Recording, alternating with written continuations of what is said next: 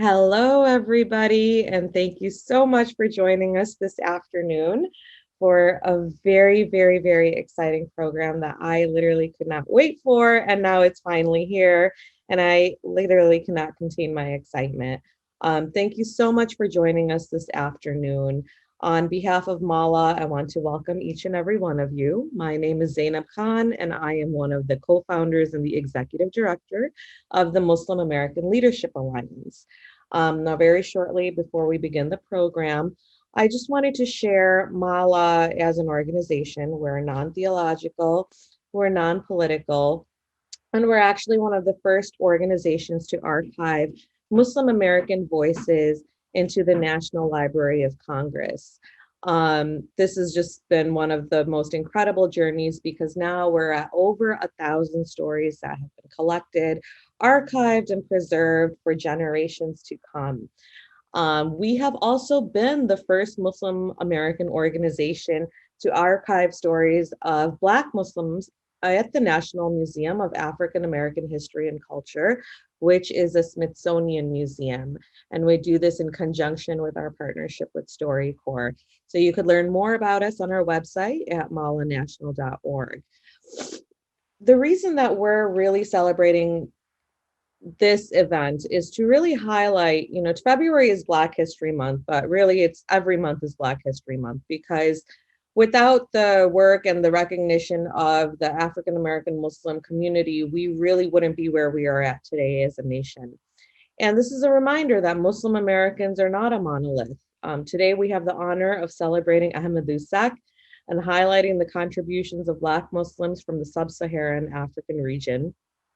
And it really is going to be profound to hear his story and to learn from him. Keep updated with us on our Facebook page. We are running a series of amazing events and stories highlighting leaders and communities from the African American Muslim community. And again, I want to thank Facebook for this partnership. This is our second time around doing this wonderful program. And now I would like to introduce to you our board of director and one of our co-founders, Khalid Lual. Khalid, thank you so much for being here and for your leadership. And I will pass the mic on over to you. Thank you, Zainab, so much for the introduction. My name is Khalid Lual, and I want to start by welcoming everyone on behalf of the Muslim American Leadership Alliance to a special conversation celebrating Black Muslim voices in Hollywood and film with director Ahmadou Seck.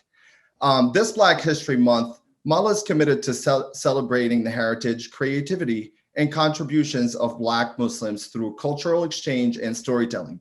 We believe that stories represent tools for change, opportunities for education, and avenues for community empowerment. We're honored today to bring the voices of cutting-edge film director and producer Ahmadou Seck to this conversation. This is our second Digital Diasporas event in partnership with Facebook Plus, and we're excited to continue growing this initiative. Mala's mission centers on community engagement and community building, and we're grateful for this opportunity to learn more about our community's roots, contours, and histories. This month and every month, we must remember that Black history is American history, and that education is a community effort. When we connect, amazing things can happen. It's now my pleasure to introduce Samhar Araya of Facebook Plus to kick off this discussion. Thank you, Khalid. It's so great to be here. Good morning, good afternoon, and good evening, everyone. My name is Samhar Araya, and I'm head of the Diaspora Public Policy Team for Africa, Middle East, and Turkey Public Policy at Facebook. And what that means is Facebook has a dedicated team focusing on developments and the services that we offer around the world, but specifically in Africa, Middle East, and Turkey. And within that, we pay special attention to the ways in which diasporas of those countries and communities within are utilizing our platform wherever they live. So part of our work is understanding and reaching out and learning from the different ways that African, Arab, and Turkish diasporas rely on our platform to stay connected to the homeland, to stay connected to family and friends, and also to amplify voice and preserve heritage and drive storytelling like we're hearing today, and just explore the ways that creativity and connection can inspire so many. This, of course, includes so many Muslim communities that are from that region and around the world who identify as being members of the diaspora.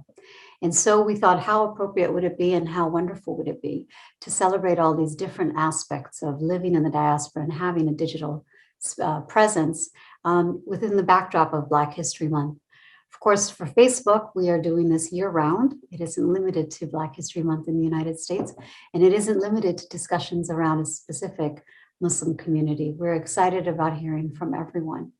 So without further ado, I'd like to tell you a little bit about what we mean when we say digital diasporas, take care of a couple housekeeping items, and then introduce you to our panelists. If you're following us today and you feel inspired and you want to share, please, we encourage you to use the hashtag digital diasporas. You will find it on our platforms, examples of previous conversations we've had. And also, if you want to share this recording or share this video later, it'll be available on Mala's Facebook page for you to watch later. But the Digital Diasporas initiative is really an effort on our part to amplify, to explore, and to understand the digital diaspora experience for communities from Africa, Middle East, and Turkey region.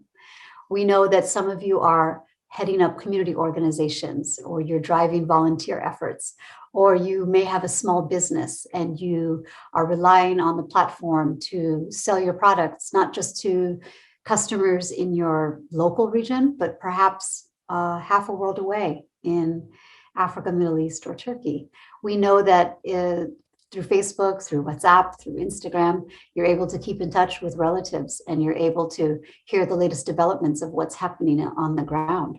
You're also able to share your own good news from where you are and amplify your own diasporic experience, what we so often call the hyphenated experience.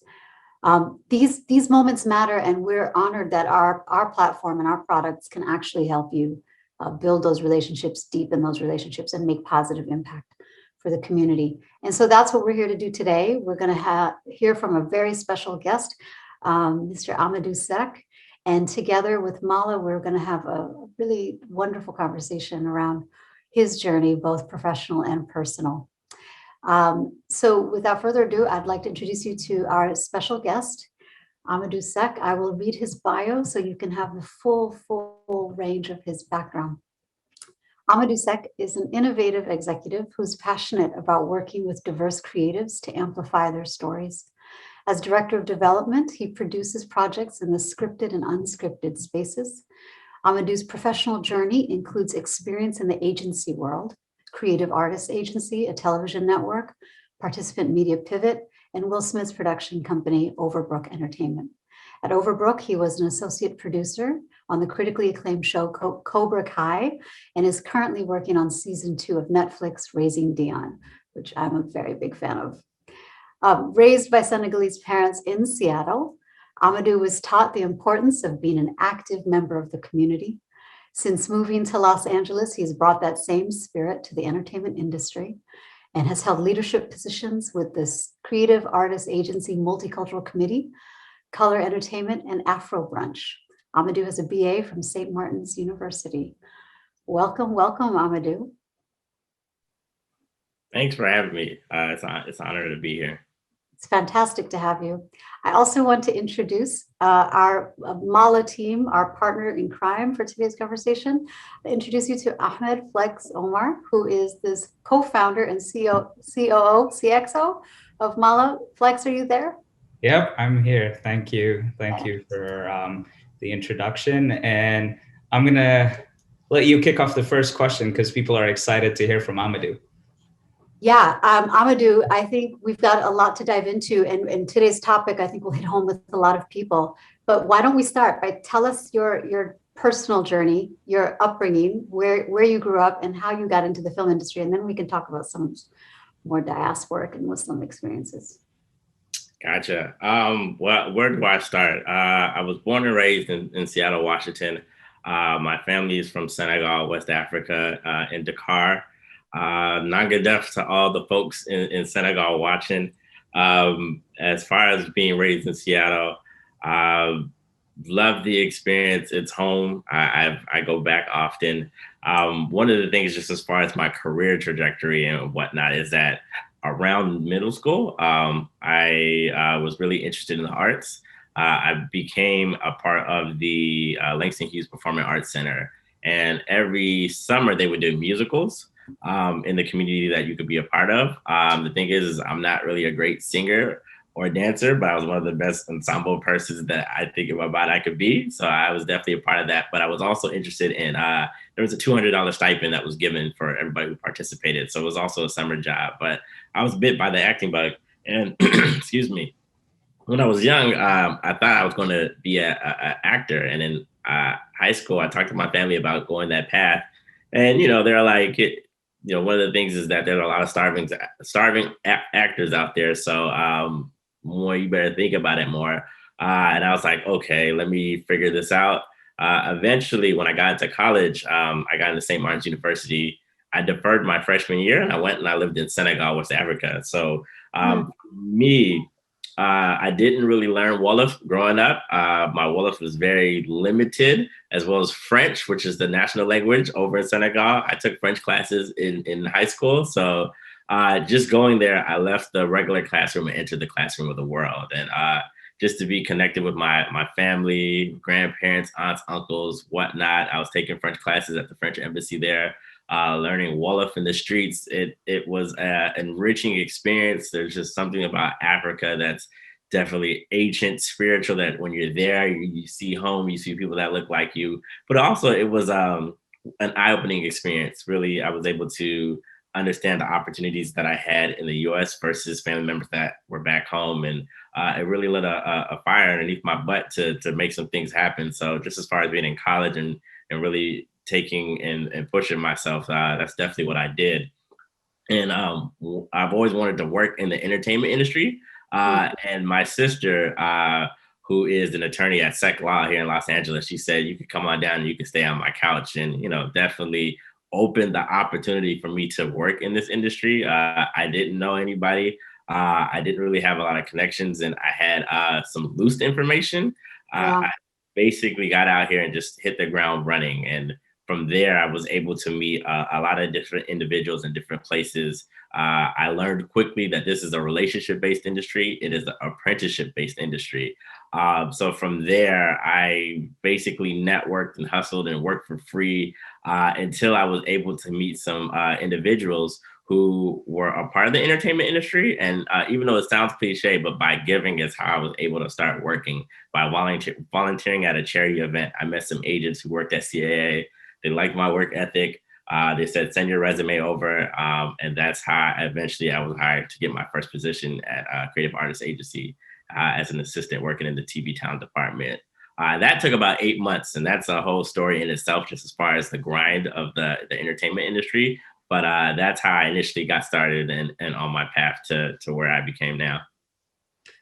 So, I mean, there's so much there, and I know we're gonna dive more into how you're navigating the industry, and how you're contributing your perspective. But I'm really struck by what you shared on your personal journey at the upfront, your visit to Senegal, your parents being immigrants, and also just your sense of self in those years, getting to Senegal and then being driven to get into the industry. Tell me I'm curious, what did it feel like going to Senegal when you hadn't been there before? Was this your first time? It was my first time. It was actually, it was my first time in Senegal. It was my second time in Africa. I did go to Tanzania for a school trip where we built a computer lab in Arusha. So I've had the experience of going there. And as far as Arusha, Tanzania, and Senegal, especially Dakar, it's night and day, just as far as it's a lush tropical environment down there. You can see Mount Kilimanjaro, and then bam, you're in Dakar, you're right on the ocean, but it's sub-Saharan, there's sand everywhere. So definitely, as far as the weather, that was definitely a thing. But just as far as my experience in Senegal, it was enriching. I mean, one, culturally, Senegal is known as the land of Teranga, which is a hospitality, right? And just as far as that was definitely welcoming across the board. I think there's a notion for a lot of different countries and spaces that I guess if there's a lot of wealth or if there's a lot of technological advances or whatnot, then, the people are pretty well off. Everybody should be happy. But I've met some of the happiest people in my life in Africa, right? Where, it's quote unquote a third world country, but just as far as the communal aspects, the family, everybody kind of sits down together for meals or whatnot. It's a very integrated society, but also just, very tolerant as well. And just as far as being there and being able to not learn more about my family, but also sense of self and identity, right? I know you spoke about that, but just as far as being a first generation immigrant, you kind of live between these two worlds of, I'm African and I'm African American, and there's definitely experiences across the board as far as growing up. And I know I was a young, skinny, ashy kid growing up, and all the teasing and bullying that comes with it. And, it's like, hey, I'm a part of this community. I'm here. I know everybody, but I'm also a part of another community. And being able to navigate and understand both worlds is, I think, something that's essential across the board. And I think being first generation definitely assists me with that. And I'm able to kind of go into these places and spaces and kind of see it from this outsider point of view, and understand the things that make us common across the board.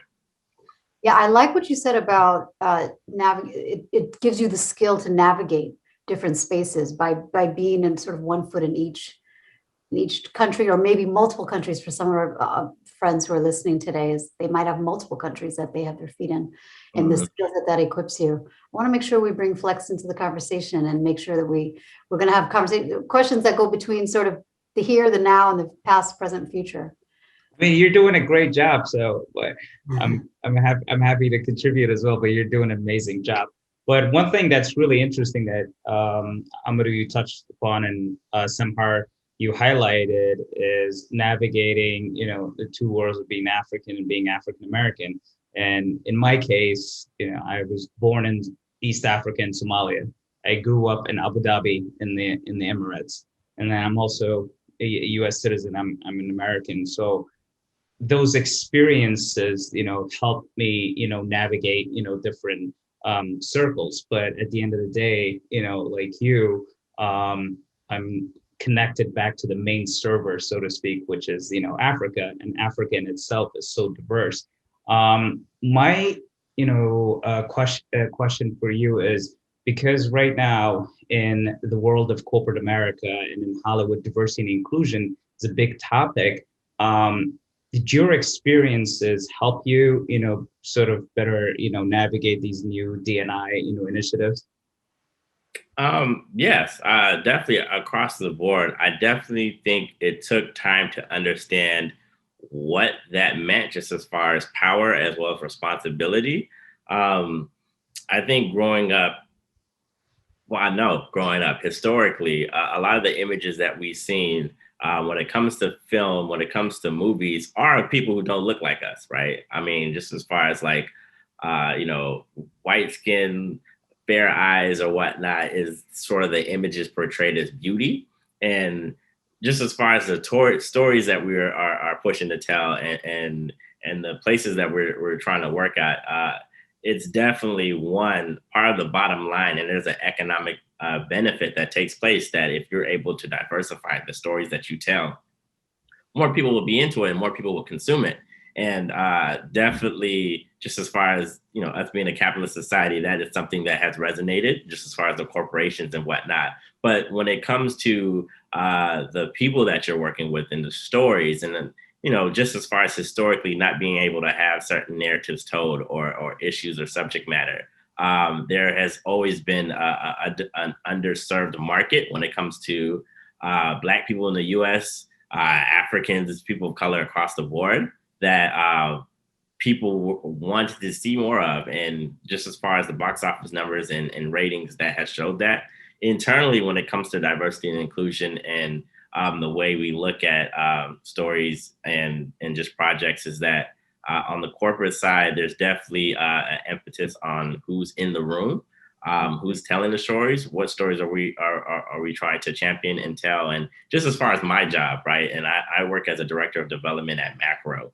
And that company was started by Charles King and Stacey King, and two of the greatest, individuals in Hollywood. Super humble, but they created a company where the mission is to amplify diverse creatives in front of and behind the camera. So when it comes to the projects that we're doing, we are really intentional, just as far as really championing these stories, and not only showcasing the importance of these projects, but also showing the impact of where they are globally. There's one last point, and it's really about the impact of these projects as well, because at the end of the day, people fear what they don't know.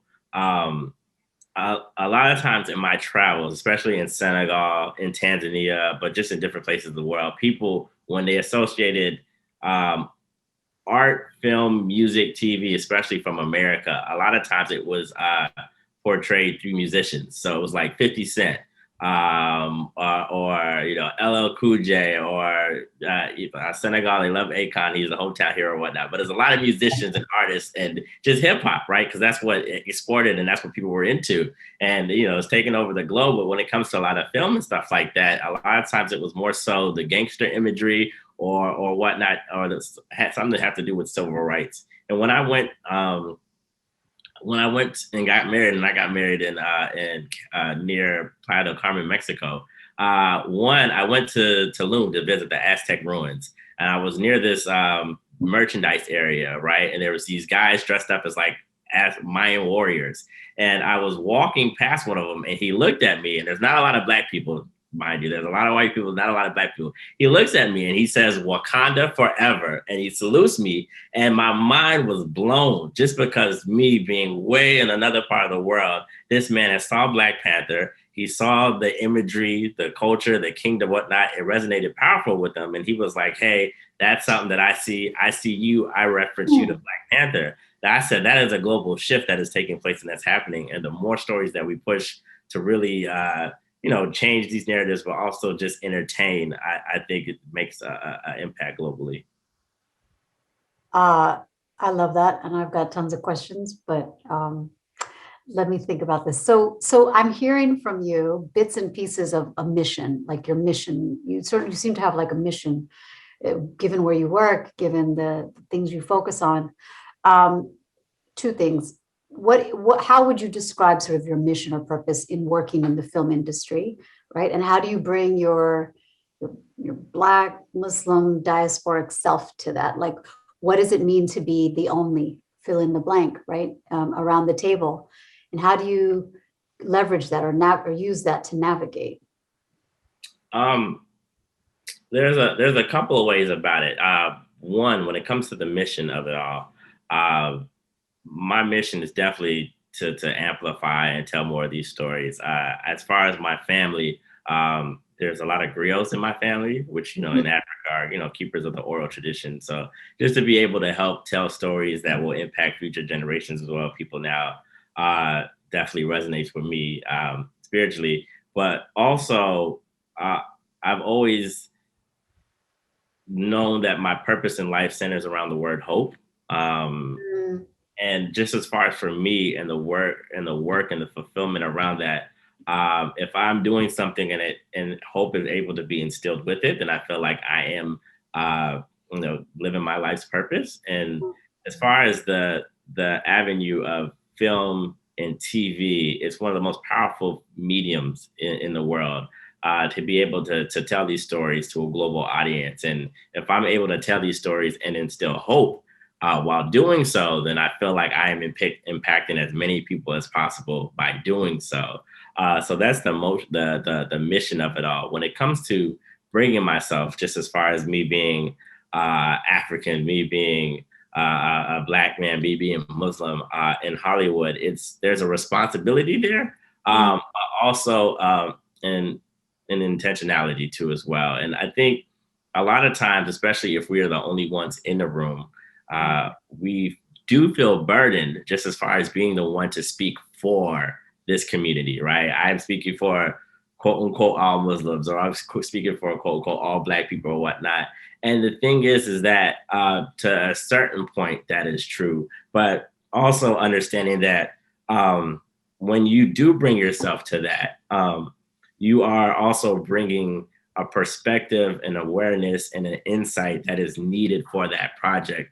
I don't know how many times we've seen a TV show where something happens and it's either not culturally relevant or insensitive or racist.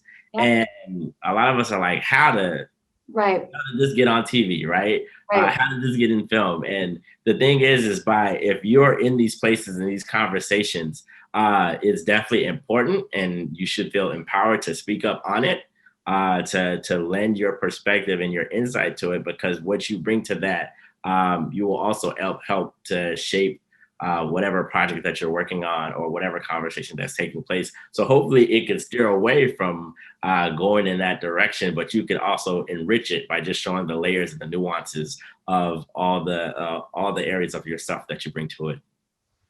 Just want to let the audience know, if you have questions, if you're in the Zoom, you can put them in the chat in the Q&A submission. So for those of you that are watching through the registered link on Zoom, if you're on Facebook, please drop a question in the chats. We'll open it up in about 10 minutes or so. So make sure you're included.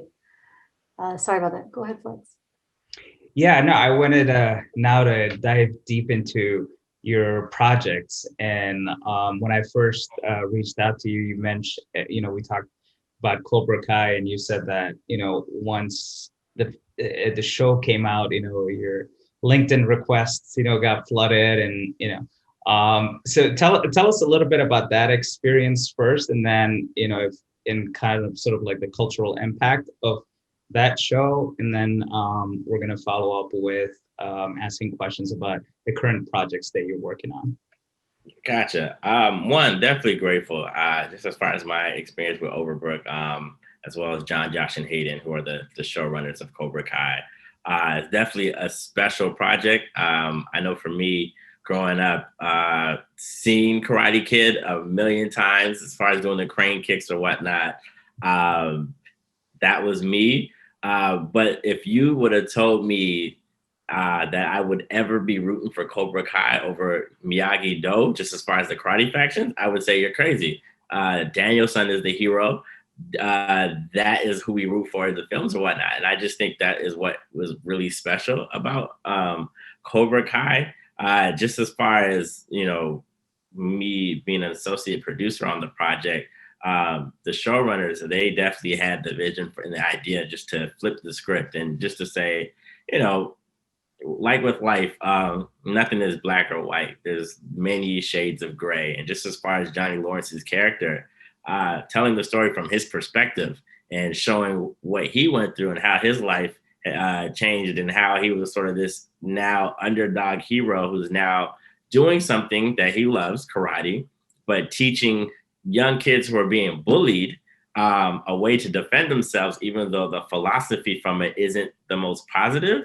It makes all these different areas and topics complex and nuanced for people to say, okay, I'm rooting for him because the kids are being bullied, but it's a bad way, but he's helping people. So you're really engaged. And I do think, one, Ralph and Billy, they're great just as far as their characters. I'm glad it's so much of that is who we root for in the films and whatnot. And just as far as the kids on the show, they're definitely the heart of the show. And just to, see the love triangle that's going on with the high school kids and just being a part of that process shooting, that was shot for about 3 months in Atlanta.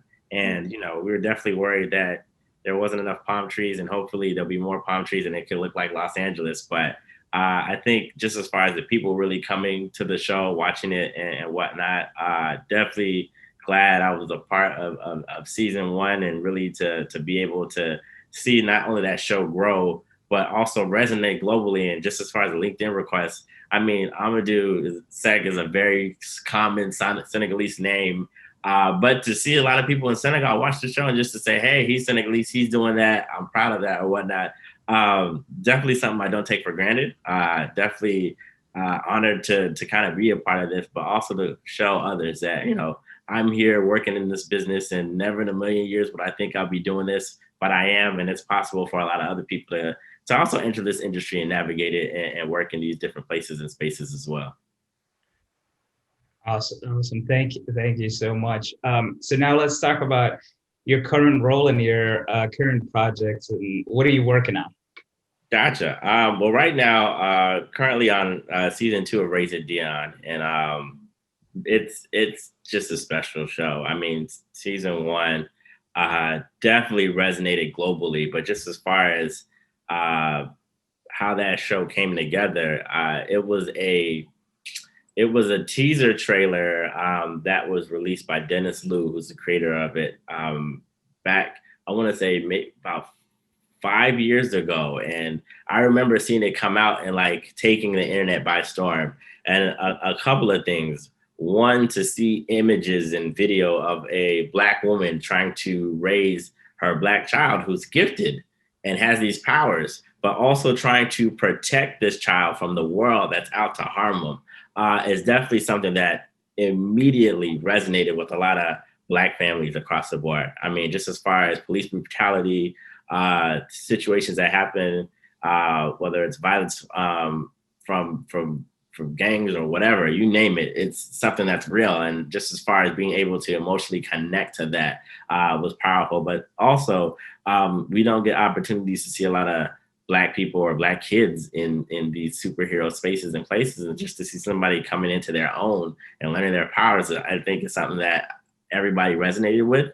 And when the show first came out, not only was it a hit here in the US, but I heard that it was also a hit in Nigeria, South Africa, Kenya, Venezuela, France or whatnot. And just as far as the diaspora seeing this show too, and also connecting to it, I think it definitely shows that there's a need for more of this content, but also that it just was really well done. And, you know, for season 2, we're definitely trying to make it bigger and better. And just as far as Dion growing up now and new things happen, we're definitely instilling a lot of that into season 2. So happy just to be a part of this again. And that's exciting. As far as that's sort of the main work, just to kind of give a broad example, just as far as the work that I do, so more people are aware of sort of the work or opportunities that are in this industry. Technically, I'm sort of a project manager, but more so when it comes to the very creative space and place. As a director of development, I work a lot with writers, directors, as well as actors, actresses. And my job is to get TV shows on the air. So just as far as to break down a little of just how that process works really quickly, is that there's a writer who has an amazing idea just as far as a project. It could be a script. They go out and they say, hey, this is the idea of a story that I want to tell. That script comes across my desk from either an agent or a manager, or a personal relationship that I have with a creative in the industry. I didn't know that I would read so much just as far as a job in life, but I read a lot. And now I'm essentially just doing book reports where I'm reading scripts. I'm seeing the amazing characters, the story, the world, and saying, hey, this could be a TV show. And then I'm working with them to either attach a director or actors to the show. I go out to different networks like ABC, HBO, you name it, and I pitch the projects to the networks. And eventually the networks will say, yes, we want that to be on our air, or no. But if I do get a yes, then we get into the process of really developing that show and eventually getting it on the air. So that's just as far as how the process works. And a lot of times that if you're like, well, how can I get into it? Really, it's project management. It's a lot of reading. It's a lot of breaking down of characters and kind of just amplifying stories and stuff like that. So they're all skill sets that anybody can have, really, to push it forward. But these are also skill sets that are in many ways liberal arts. You might need a English, a history. You might have a love for something in the social sciences that could translate, which sometimes we don't hear. I can speak from a immigrant diaspora perspective. We know that many immigrant households want us to be the lawyer, doctor, and the engineer, and all extremely important professions. But this is an example of what getting another area of study could do for you as well. True, true. It's definitely liberal. And I went to a liberal arts school, just as far as St. Martin's University, and I got a degree in business administration with a concentration in management, right? But I was able to take those skill set and say, hey, that's like producing. Once I got to Los Angeles and learned how the industry worked and said, oh, okay, I'm able to apply the same skill sets there. And there are a lot of people who have experienced life, whether they worked in the medical field or in different places and spaces, that they take that experience and they put it into the stories that they write as well. So it's definitely helps enrich those stories as well, because they're writing about what they know. And one of the things that people say out in this industry is definitely for writers is to write about what you know, or to tell projects about what you know, because those are what will resonate most powerfully emotionally as well. Flex, we're getting quite a few questions in the chat, and I know we have a bit more time for our own conversation, but kind of want to open it up to the audience because these are really good questions and they're gonna get unpacked. Do you want to stick in one more, or should we go to the chat? Yeah, I just want to ask one quick follow-up, because he raised a very interesting point regarding raising Dion doing really well in Nigeria, South Africa. So the distribution medium has changed, in the industry, because of Netflix and households globally can, watch the films, the TV shows, so that it becomes a global premiere. Are you all measuring sort of like analytics and kind of like seeing like, the different data, and what stories are you getting from this type of data? Gotcha. Yeah, we're measuring. A lot of times it's the companies that measure the data. I know that's conversations right now just based off of like a Netflix or an Amazon or an Apple, as far as what data gets shared versus traditionally what we've seen just as far as the Nielsen ratings on broadcasting. And I know with film, usually you were able to track it just with the box office receipts, right? But just as far as the information that's being used, a lot of these companies are tech companies, and they are definitely watching the numbers of where people are viewing content across the board. As far as all the information that's has been shared, is still a TBD, just as far as what the full data is. And since I'm not at a network or whatnot, I don't know specifically what those numbers are. But I do know just as far as where the trends are going, right? And the thing is that historically, people always, as far as film, tried to get a film to make 100 million domestically. And if you could do that, that means you're probably going to get a part two. And if you could do some numbers globally to get the more money from it, then you'll really be a success and whatnot. And that has always been the case in film. What we're seeing in TV, but also the types of stories that are going to be told, is that people are not just focusing on content for the US anymore. They are now doing a global strategy at release, just because Netflix is like in 170 different countries or whatnot. So it's definitely a global release, and everybody who has from these different countries have a different perspective and different things that they like and whatnot culturally. For example, when I was in Senegal, two of the biggest shows that were there was one, Prison Break, that was in French, and as well as Bollywood films. And just because of the dancing and the music and the color of the clothes, and that's something that resonates with Africa across the board, because we love to dance, sing, and celebrate just as far as the different traditions. So with these shows, projects like the Witcher or Mandalorian, yes, the globe loves that people want to watch, but people are also watching Money Heist out of Spain, and it is a phenomenon that people are watching, or Ghoul out of India, or Queen Sona out of South Africa, or whatnot. And now, because we're understanding that, hey, we're trying to get more people to connect with these stories. Lupin out of France, same thing.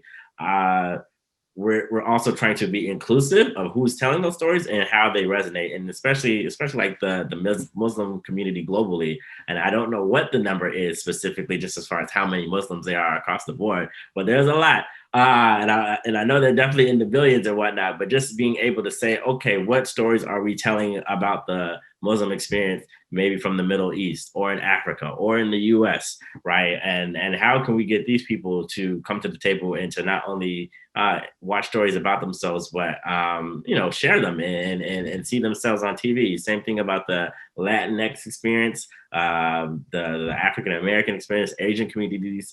So you're going to see more of a trend for a lot of companies to really tap into stories, not only here, but in other areas and regions. And a lot of those storytellers become amplified from those spaces and places as well. So I want to quickly give you that data. 1.7 billion, and the median age is 24. There we go. I knew it was, listen, I didn't want to say something wrong. I was going to say 900 billion.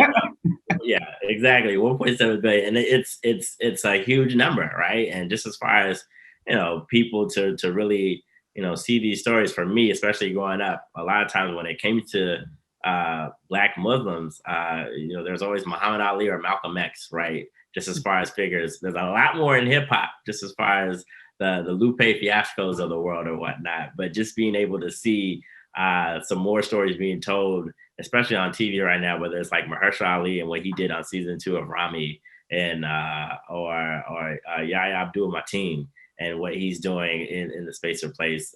Dave Chappelle has always been doing his thing, but there's just more people being able to control the narratives that they want to tell and the different types of stories. And I definitely think that is just something that's going to expand more, especially from creators in the industry. Okay, so we have 5 questions, and I'm going to try and let's just hit up 2 for now and see where we go. Both these 2 questions are more about some of your personal navigation and representation questions. First question from Elias is, are there projects that you've seen being run to encourage youth or the young Muslim community to be a part of Hollywood, maybe in TV shows or anything else? And the second question is from Keandra, and she's asking, how have you avoided the temptation to be swayed by Hollywood trends and to go with your gut in your career? To the first one, yes, there are more stories being told, especially about young Muslim experience. They definitely vary. One of the creators that I'm really into is Minhal Beg.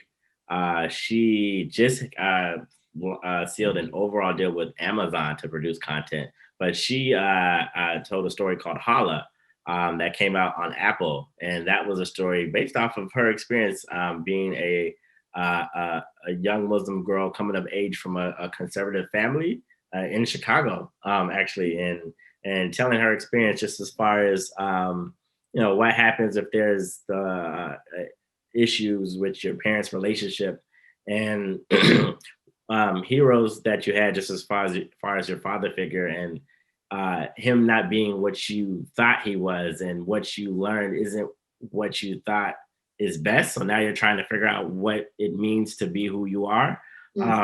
Definitely powerful, definitely nuanced, but I definitely think that did a lot. There's more things happening on the TV space as well. To the second part, not being swayed by Hollywood, it's a little tricky. There's definitely things that people think are important, right? Whether it's I have all this money, or I have all these cars, or whatnot, and you're trying to get a certain image, or you see that certain people who were able to become in powerful positions did so by sort of, killing their way to the top, not necessarily killing people physically, but just like, just being either a bad person or super negative, or cutting people out of deals or whatnot. Those are definitely things that are seen and shown, and it's usually a outward, superficial thing that's portrayed, just as far as this industry. The thing is that really at the heart of it, a lot of us are creating art, right? And there's one thing that's said in Hollywood, and really Hollywood is a bubble. It's small, it's a circle. And your job, if you're trying to work in this industry, is to get into the bubble. Once you're in, you understand it's the same people doing the same things in different spaces and places. So you're able to build on these relationships, because it is a relationship-based industry, and you're able to work in different places because people want to work with great people and people who really know what they're doing and stuff like that. And if you're able to do that, you're then able to basically find your tribe. And that's what everyone says is really important in Los Angeles. Once you find your tribe, a lot of the stuff that you've seen that you didn't really like, it doesn't really matter as much, because you're with your people. You're really creating the art, and you're a part of that community that resonates with you. In addition to that, as far as changing how Hollywood is, opportunities were given because people heard about it and told their people in their community about it. And, now that I'm here or others, it's just, if I hear about opportunities or information, I'm just trying to share as much, because a lot of this I didn't know, especially moving out here. And if I would have known, I definitely think I would have been able to navigate it and find a career path a lot earlier. But the journey is greater than the destination. So it's really about taking that and sharing with others, and hopefully them being able to use that and to capitalize on it. I think it's so powerful, the power of community and creating your community to navigate those spaces. We have a couple questions around the industry itself and working in the industry. Ahmadou, how does the relationship between writers and directors in filmmaking impact representation, diversity, and inclusion on the set and in the final product? So the question's more about the relationship between the writer and the director and how that feeds into representation, diversity, and inclusion.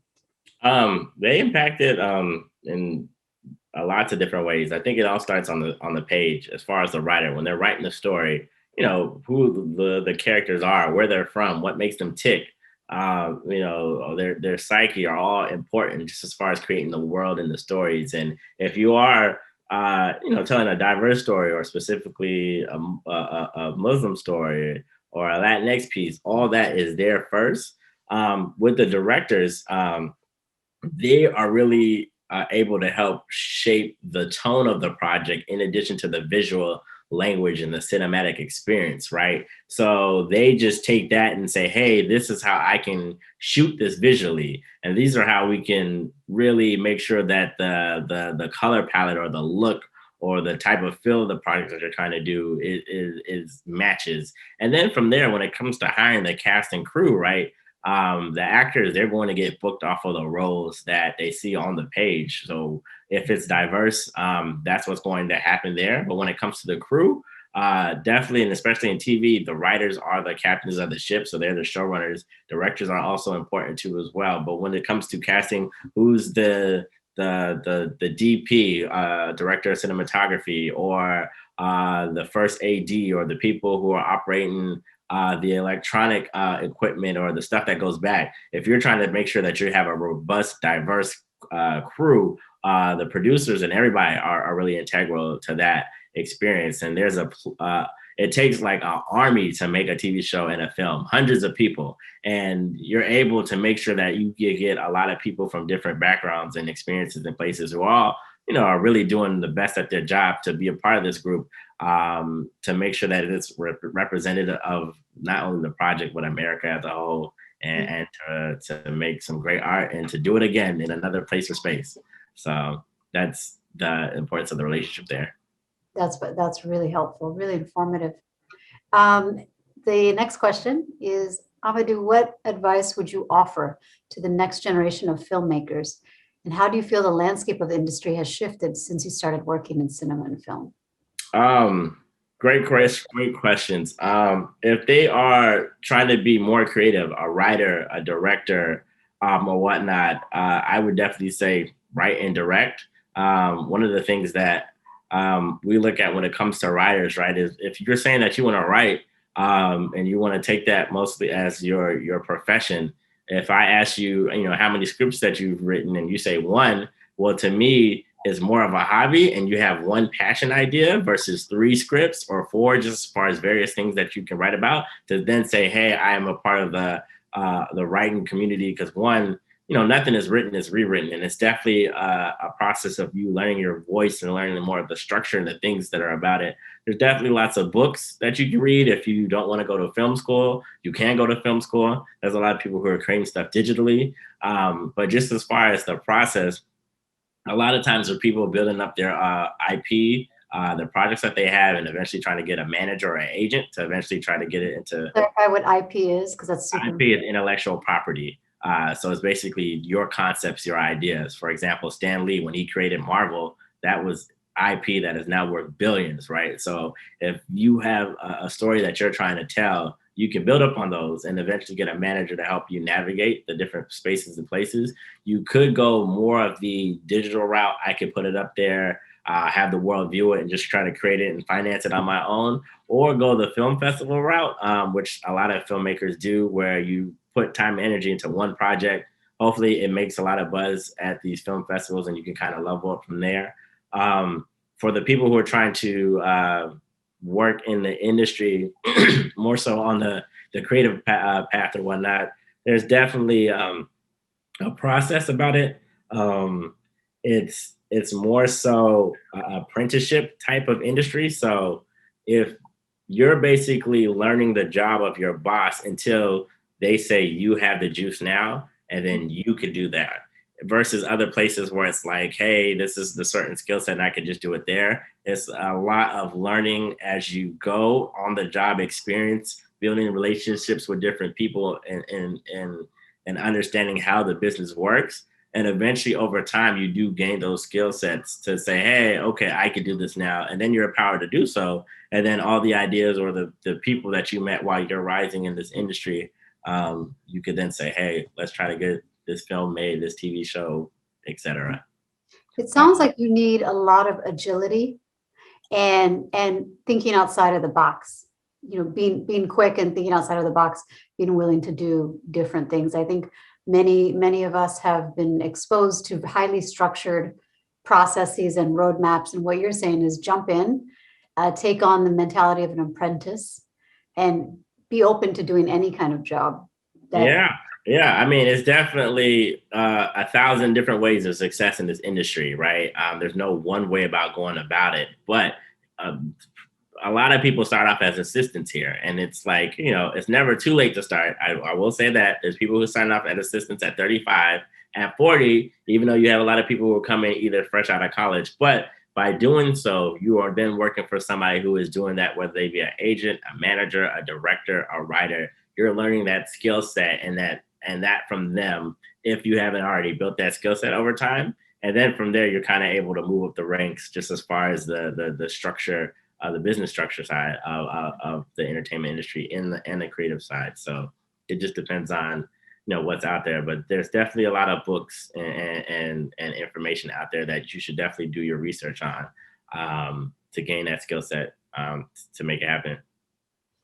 And just a quick reaction from an audience member, Saleha said, I appreciate the advocacy of knowing any role can truly shape and support your skills. Beautiful advice for any industry. That's great. Thank you. Well, we're noting the time and we've got a few minutes left, and I want to make sure that we've got great questions from the audience, and Flex and I still have more questions, but we have to cut it where we are. But I do want to give you, Ahmadou, the last words and share kind of any closing remarks or thoughts, anything we may not have covered or anything you feel super important for the audience to consider when we're talking about being Black, Muslim, and diasporic voices in the Hollywood and film industry. I mean, well, one, thank you guys for having me. Definitely honored to be a part of this conversation. Hopefully the information I'm sharing, people kind of take it and run with it. But just a few points to really think of it, especially if you're a creative and you want to tell stories, whether you're in Chicago, New York, Minnesota, in Senegal, South Africa, Kenya. Tell the stories. Tell those stories. Whether you can start where you're at. I feel like the young boys out of Nigeria who are just doing the music videos and the trailers and redoing them. Definitely found a creative way and space and a very economic way of doing so that the world took notice, right? And you're able to do that with the stories that you want to tell from your regions. And the thing is everybody has a story to tell. And you can tell that story and definitely run with it and be a part of this industry. If you're really saying, hey, I want to write, I want to direct or whatnot, it's really understanding that, especially out here in Los Angeles, it's a marathon, it's not a sprint. A lot of people move back home their first year in Los Angeles. And if you're saying, hey, this is the city that I want to move to work, definitely, if you're able to find a job before you're able to do so, do that. But if you're able to have enough savings to kind of get you through 6 months plus, then come down here and work adjacent to the industry. But just be here and just build with the community and work on your craft and whatnot. because you never know what one opportunity that can take you and change your life. But it'll happen in this industry, in this space, and you have to be available for it. So I do encourage people to do that. Just as far as if you're going to move, being out here and just saying, hey, this is for the long haul, but being able to put in that work, that time and that energy into your craft, it definitely will pay dividends. And you'll be able to tell stories on various different levels and work. And there's jobs from, being in front of the camera to doing hair, right?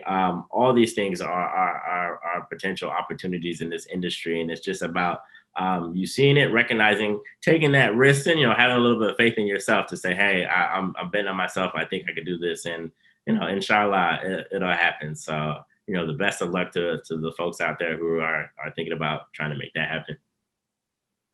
Thank you so much, Ahmadou. This is really fantastic. I can't tell you how interested and how just intrigued I am by everything you have to share. And I wish this was longer. I think we could do part 2, part 3. We could continue this, ad nauseum, because it's just really, really helpful and enlightening. I want to also pass it over to our Mala partners, and Flex, I'd like you to please share the closing words and as we conclude this special event. Absolutely. I'm going to echo, your remarks, and I wish we could keep going, for another hour. I mean, this was really powerful. And Ahmadou, thank you so much, for giving us your time today. I know you have a very busy schedule at the moment with filming. And I also want to thank, Samhar and the Facebook team for helping us amplify, the stories of digital diasporas. And one thing I would like to say that you touched upon, Ahmadou, is relationships. And now that, we're in a pandemic and, there's all this remote stuff, I connected with you via LinkedIn. So all the young folks that, that are inspired by your story, that are interested in getting into the film industry or the entertainment industry, I suggest they reach out on LinkedIn to other folks. But one thing that you highlighted that was... I think we'll suggest you reach out on Facebook as well and Instagram. Absolutely. Absolutely. Facebook. Why not?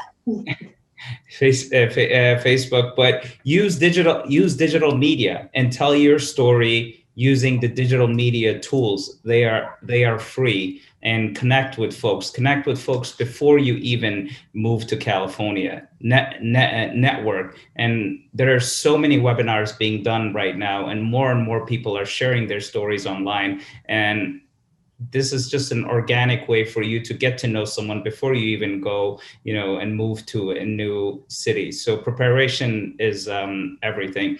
With that, I just want to say that, Mala was born out of a need in our community to tell our stories and for us to control our narratives. And the more of this work that we can do, the more people, and especially young people, that we're going to inspire for them to unlock their full potential. I want to thank the audience for joining us today, for your questions, for your engagement. And please follow us on our social media, especially Facebook, at Mala National. And we love you all, and we're looking to continue bringing more programming. And since this is Black History Month, please look at all the posts we've made regarding Black History Month on our Facebook fan page. Thank you for joining us today. Thank you, everybody. Have a great rest of the week.